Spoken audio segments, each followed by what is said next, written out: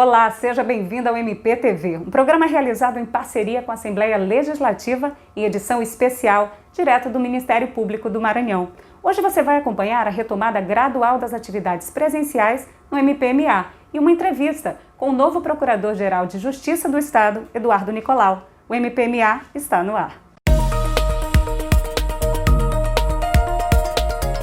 No dia 1º de julho, após publicação de ato regulamentar, o Ministério Público retomou as atividades de forma gradual na capital maranhense. Foram disponibilizados equipamentos de proteção individual, como máscaras e álcool em gel a todos os membros, servidores, estagiários e colaboradores, a aferição de temperatura por meio de termômetro digital e respeito ao distanciamento mínimo.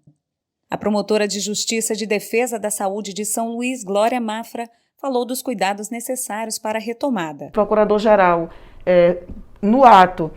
nesse ato de condições sanitárias, foi bem rígido no sentido de que nós pudéssemos retornar com a maior segurança possível. Inclusive, ainda tem colegas em algumas comarcas que ainda nem retornaram em razão do RT de contaminação estar ainda bastante alto, fazendo com que não fosse seguro ainda essa retomada. Aqui na região metropolitana, nós conseguimos realmente conter essa contaminação ao ponto de que pudéssemos gradualmente retornar nossas atividades.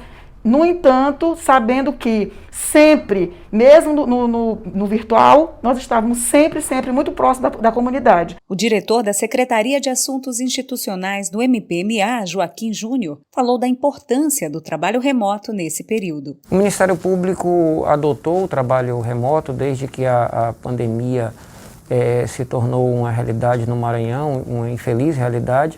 No entanto, é importante consignar que o trabalho em nenhum instante parou, O Ministério Público continuou desenvolvendo as suas atribuições e, na verdade, houve até um acréscimo de produtividade. Para que se tenha uma ideia, foram mais de 405 mil manifestações em processos extrajudiciais ou judiciais desde o início da pandemia. Tivemos quase 3 mil processos autuados, novas autuações. Então, são dados realmente impressionantes que demonstram uma produtividade enorme mesmo nos tempos de trabalho remoto. Entre as ações para o retorno seguro no dia 15 de julho, o MPMA lançou uma campanha de vacinação para H1N1 e sarampo.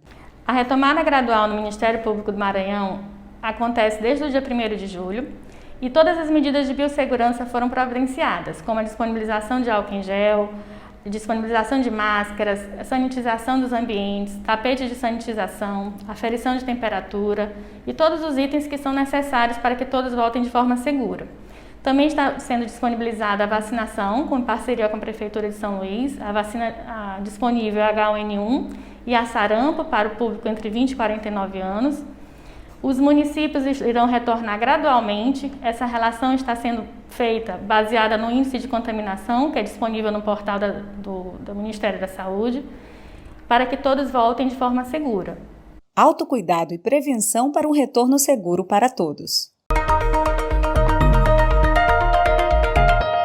Nesta edição do MPTV, nós recebemos o novo Procurador-Geral de Justiça, Eduardo Nicolau. Olá, procurador, seja bem-vindo. Olá, Fabiola. Vamos então conversar um pouco sobre a sua carreira. Vamos. Você tem uma vasta experiência no Ministério Público, atuou em várias promotorias no interior do estado, antes de vir à capital, foi corregedor durante muitos anos e agora assume a chefia maior do Ministério Público. O que mudou no Ministério ao longo de todos esses anos? Muito. A mudança não dá nem para comparar. Em 1980, quando eu entrei, nós não tínhamos todas as atribuições que a Constituição, no artigo 127, nos dão. Nós éramos considerados como se fôssemos um apêndice do judiciário. Nós não tínhamos direito a procedimentos. Nós fazíamos processos que eram judiciais e nós éramos parte. Como tem o advogado, que é parte, o promotor era o outro lado.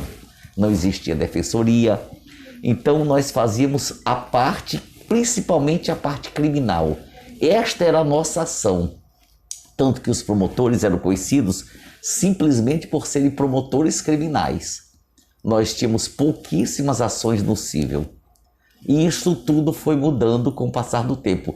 Veja, em 1980, quando eu cheguei a ser promotor de justiça, nem salário em banco nós tínhamos. Nós recebíamos dinheiro da mão do coletor nos municípios. Quando a coletoria nos municípios tinha uma arrecadação, pagava o promotor. Quando não tinha, eles davam vale para os promotores de justiça. E assim foi que nós começamos a ser Ministério Público. Eu, por exemplo, em 1980, aqui no Maranhão, na comarca de Cândido Mendes. Eu assumi, recebi meu ato do governador João Castelo Ribeiro Gonçalves, que na época quem assinava o ato da gente era o governador do estado. Eu recebi esse ato no dia 9 de junho e só consegui chegar na comarca de Cândido Mendes de barco no dia 13. Daí você tira como era a dificuldade. Nós não tínhamos estradas sequer do Maranhão. Os desafios foram muitos para a atuação. Muitos. Passei logo 4 meses para voltar da comarca de Cândido Mendes, porque todas as vezes que eu pensava em retornar a São Luís, eu tinha medo do mar. Na época, porque eram várias baías que nós atravessávamos, e eu tinha medo, porque nós estávamos na época chuvosa, muita onda, muito mar, muito bravio, mas foi bom porque eu conheci o Passeio de Manuel Luiz, né? Que é um dos lugares mais bonitos, eu tive o prazer de conhecer, e além de tudo, aquela parte do Maranhão, que é a Amazônia Legal, que já chegamos perto do Pará, é uma parte muito bonita, numa vegetação linda. E depois eu fiquei indo só para as comarcas da Baixada. Os procuradores me colocaram nas comarcas da Baixada e eu fiquei de Cândido Mendes, eu fui a Pinheiro, de Pinheiro a Viana. Aí foi depois que eu fui para Imperatriz, de Imperatriz para Codó. E quando chegou em 1986, doutora Neia Belo de Sá, era procuradora-geral em exercício, ela me trouxe para substituir na capital um promotor criminal. Em 87 eu já fui promovido, porque eu já estava quase que na época de ser promovido, e fui promovido por antiguidade. Foi inclusive o governador, foi Epitácio Cafeteira, que assinou minha promoção em 87. E eu fui promovido para a capital e vim para o crime, fiquei no crime. E do crime não saí mais. Fiquei, em 92 eu fui promovido já, desta feita, já depois da Constituição, por uma procuradora-geral escolhida pela classe, que foi a doutora Elimar, mas a primeira procuradora-geral nossa, que foi da transição, foi a doutora Neia Belo de Sá. Nós temos que fazer essa questão, nós temos que dizer o que foi. Eu não sei se não foi doutora Neia a primeira procuradora mulher, procuradora-geral do Brasil. Não tem essa informação. Mas dificilmente outra mulher fez a transição como a doutora Neia Belo de Sá, que era a nossa decana do Colégio de Procuradores. Essas mudanças do Ministério Público, em parcerias agora com outros órgãos, quais são os efeitos para a população? Muito, muito bom.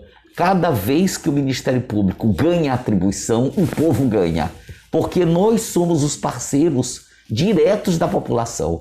Quem tem que defender o povo é o promotor de justiça. Ele tem a atribuição essencial do artigo 127 da Constituição Federal, que ele não... Primeiro que o Ministério Público não é poder, ele é essencial. Ele é uma instituição essencial para que a função é botar a máquina administrativa para funcionar com probidade, com todos aqueles regulamentos que determina a lei. É o Ministério Público que é obrigado a fazer isso.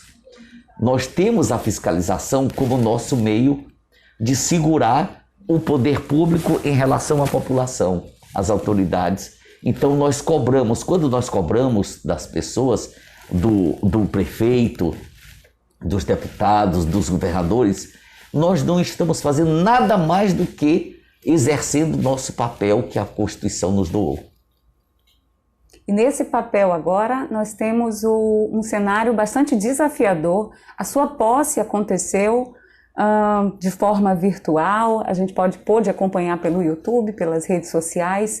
Então são desafios do Ministério Público frente à Covid-19. Imagine isso. Eu já tive várias posses aqui. Já tomei posse várias vezes, inclusive como corregedor 3 vezes, mas todas presencialmente, com a entrada do Colégio de Procuradores, com todo mundo. E desta feita eu tive que tomar posse numa sala, só estavam eu e o doutor Gonzaga, que eu fui o sucessor dele, né? Só nós dois numa sala e todo mundo virtualmente falando, mas foi muito interessante. E eu estou sabendo que mais de 2.000 pessoas já viram, o que não daria nunca esse número numa posse presencial, que o nosso auditório eu acho que cabe 400 pessoas, 500 pessoas. E de que forma o Ministério Público pretende atuar frente a essa pandemia de Covid? Sempre do lado do cidadão. Não me interessa se eu vou virtual ou não. Eu tenho que estar do lado do cidadão, porque o povo precisa do Ministério Público. Eu tenho que estar onde tem um hipossuficiente. Eu tenho que ter um promotor do lado para segurar.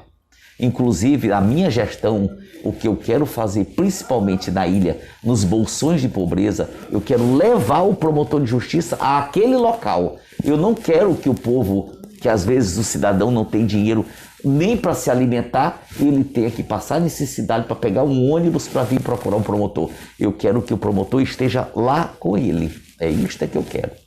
Entre as suas propostas de gestão, o tema dos direitos humanos é muito evidente. Como o senhor pretende atuar frente a esse tema? Essa proposta foi fundamental na minha eleição e na escolha, tenho eu em mente. É jogar o Ministério Público nos braços do povo. Como isso? Pegar e cuidar do hipossuficiente, principalmente do hipossuficiente. Fazer promotorias onde nós temos mais necessitados, principalmente na nossa ilha. Veja, no pedaço do Porto do Itaqui, naquela região do Itaqui, nós temos mais de 300.000 habitantes. Nós não temos um promotor de justiça sequer naquela área. Nós temos aqui no Calhau, onde a nossa densidade demográfica é grande, porém não temos quase hipossuficiente. Então o que eu quero? Eu quero colocar núcleos de Ministério Público do cidadão, onde nós temos mais a concentração de hipossuficiência. Obrigada, procurador, pela entrevista. Seja bem-vindo, uma excelente gestão. E a gente se encontra então no próximo programa. Até lá!